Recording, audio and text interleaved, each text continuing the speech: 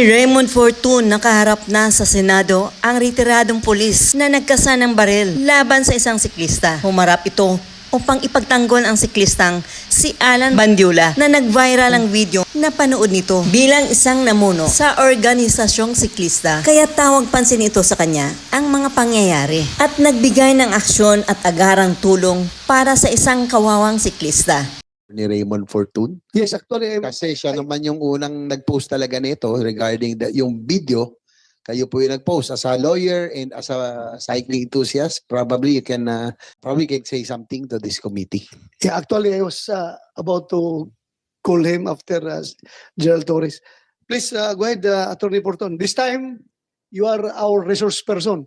You're not counsel. Yeah, you are a resource person. So you have all the time in the world to express what you want to express. Chairman, Mr. Senator Bato de la Rosa, Senator JV Ejercito, the other honorable members of the Senate Committee on Public Order, magandang tanghali po sa inyo.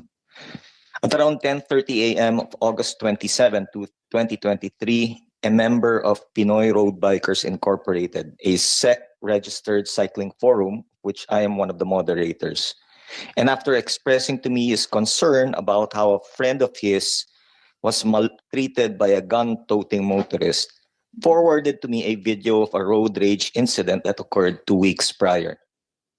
I could have easily ignored it. Hindi naman yung siklista ang naagrabyado ang lumapit sa akin for my help.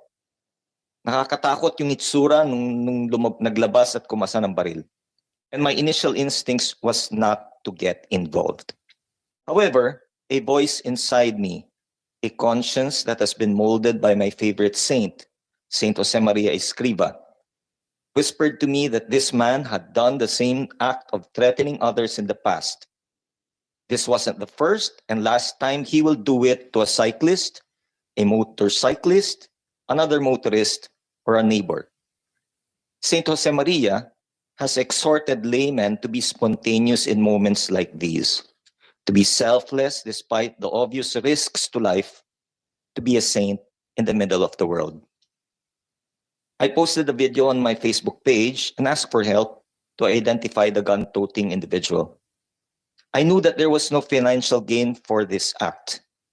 I have no political agenda, as I'm not even a member of any political party or organization.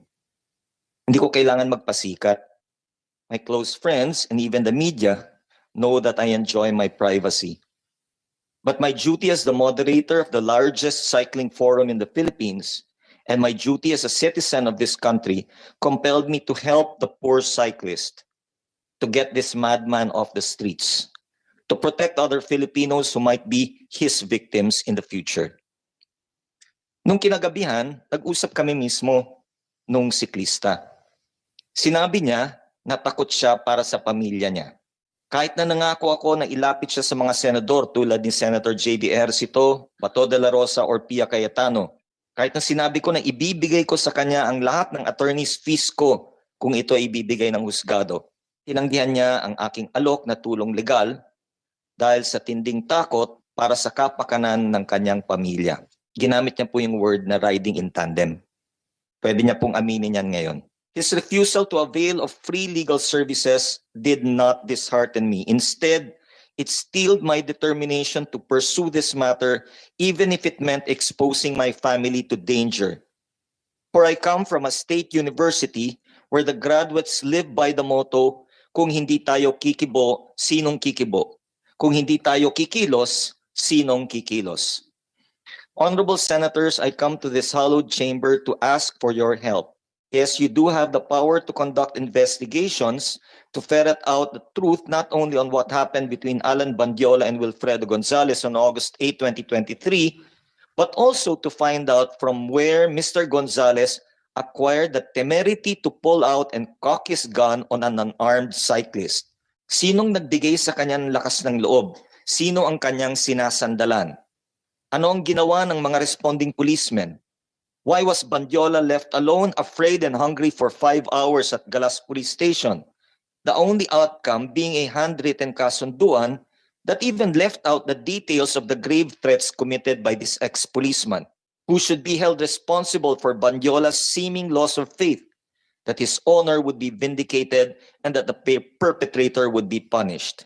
As a Filipino citizen, I ask the honorable senators to see if our laws need to be amended to ensure that only those who are psychologically fit would be given guns, to increase the penalties for gun holders who are found to have misused the guns they have been privileged to possess, to provide for funds to increase the number of closed-circuit televisions in all barangays for the protection of all, and to instill upon the Philippine National Police to live by its promise, quote, to serve and to protect, close quote.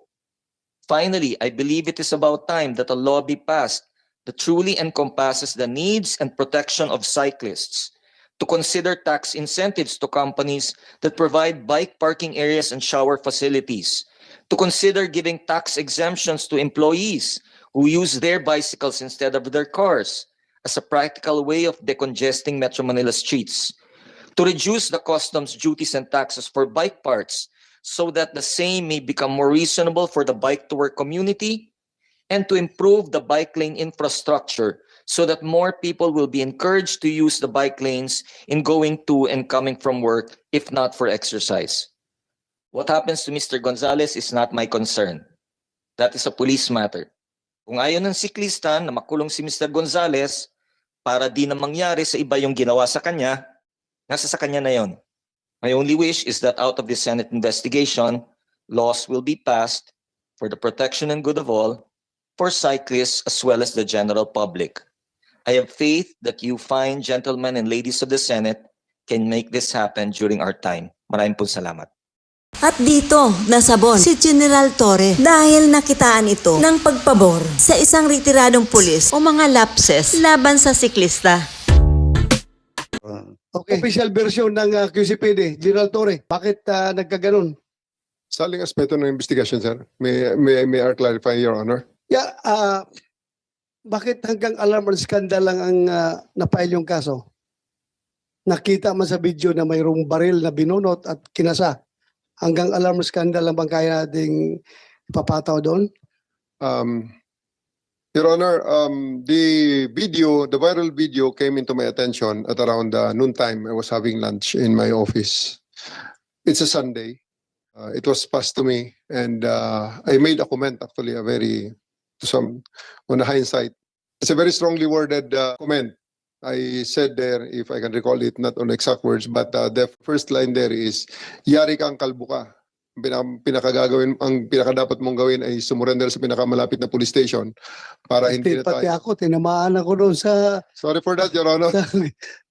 sinasabi mo eh. Continue. I apologize, Your Honor. Yari kang, that's what I said. And then I said, you better go to mas mabuti pang pumunta ka na sa pinakamalapit na police station at sumurrender dahil makikilala ka rin namin at hindi na tayo mapagod pa. Because at that time, nakapublish na rin ang kanyang plate number. I asked my investigation personnel to actually look into the matter and look for him. In 30 minutes, media is all over me already.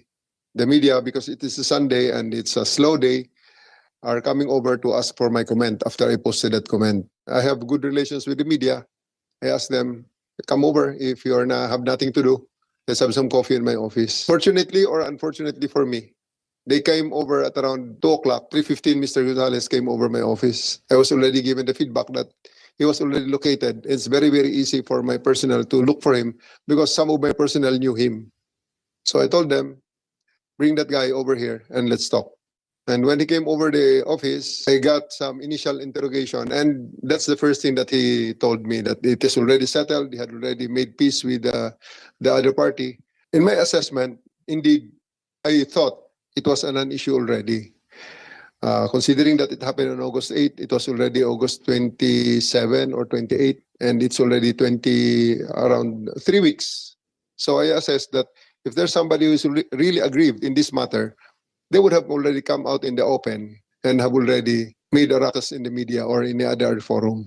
Now that, with that assessment, the media had been pestering me and badgering me for my comment, requesting for Mr. Gonzales to be interviewed. I now in quandary whether to grant their request or not. And on hindsight, again, giving us a 2020 vision, I should have done it in a different manner. What I should have done is I have made a statement to the media and let Mr. Gonzales go his own merry way and face the media on his own. However, I made that wrong move of bringing him in front of the media when I made a statement. He's just in another room, and I asked him to be brought to me. And for that, I drew the flag, and I did as a contrition and as an admission of the guilt of that oversight. I resigned my position as Quezon City Director, sir. And I commend you for that. Thank you, sir. Please, hindi ka kapituko sa posisyon mo. At hindi mo binigyan ng mabigat na problema yung Chief PNP na hanggang abot kay Chief PNP yung pambaba sa social media. Tama yung ginawa mo. Umalis ka kaagad. Even at that time, sir, if I may continue, Your Honor. Yeah, go ahead. Even if during the time I have already gathered all the evidences, after 24 hours, I gathered the evidences to support whether the matter is indeed closed and drop and closed. I have asked the station commander to give me the CCTV coverage of the investigation room when the person arrived, because there were allegations that the cyclist was allegedly harassed, was kinaladkad, etc., etc. So I asked the station commander to actually give me the CCTV footages, because Station 11 is a smart police station. The CCTV there had microphone pickups. We hear every sound that made around the CCTVs. And also at that time, As we speak, I think hindi mo na kailangan yun. Galing naman mismo sa kanya. Yes, sir. Tinanong natin dito, yes, sir. open na dito sa open na hearing na ito na hindi man Dr. siya hinaras. Hindi siya tinakot. And he was satisfied with what you did. But that's according to him. Siya Yes. naman ang complainant, di ba? Thank you, sir, for that affirmation. However, even with until this point, I believe that the only oversight I did was allow him to be interviewed beside me. But he will be interviewed nonetheless in other forum, in other venues. And however, because of that, I still tendered my resignation, considering that I just want to protect my unit, Quezon City Police District, and the PNP in general, sir. However, with in light of that CCTV going viral, I asked my station commander, Station 11, to file the case of alarm and scandal, because it is one case that we need no private complainants. So it was done on 1 hour after the opening of the offices on Tuesday. The viral video went out on Sunday. Monday was holiday. Tuesday was the first working day of the week, and at 10:05, the case was already filed in court. Just for the record, talaga bang pinaboran mo si Mr. Willie Gonzales dahil dati siyang pulis, kaya inakomodate mo doon sa opisina mo at pinawa-prescom mo pa, kasama ka?